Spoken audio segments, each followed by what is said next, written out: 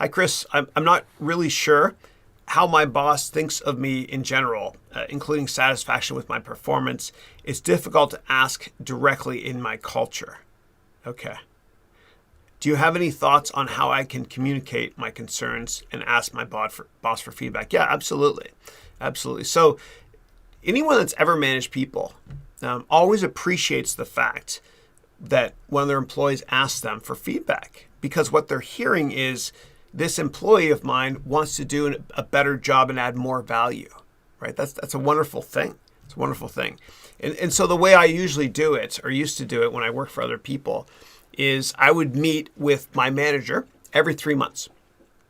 And I would sit down with her or him and just basically ask for feedback. I wouldn't jump right into the meeting of, hey, give me feedback right away.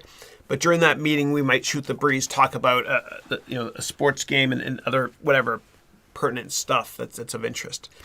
Then what I would do is I would slightly transition to, please let me know. I love our company, if it's true. I love our team. Together we've accomplished a lot, and I'm planting that seed so it doesn't make it look like you're not a team player. Then you go with this.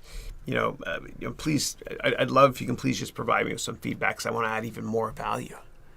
And they'll love that. And you know what, dude? If you do that every 3 months, the probability of you getting fired goes down tremendously. Okay. And business is cyclical. There are always layoffs when the economic cycle turns down. But if it shows that you're really, really committed and you ask for feedback, and based on that feedback, you do a better job, then again, the chances of you getting let go down tremendously.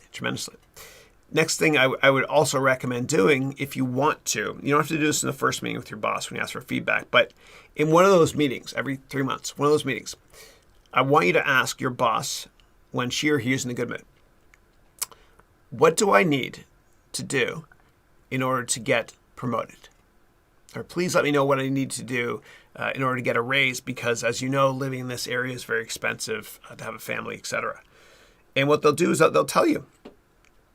And then when you actually do all those things, you fulfill the criteria of everything needed to get a raise or a promotion, I want you to sit down with them and ask for feedback, and then ask for a raise or promotion.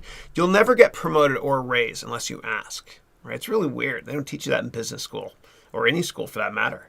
When you're younger, you get good grades in school and life works out great. You kept your head down, you worked hard.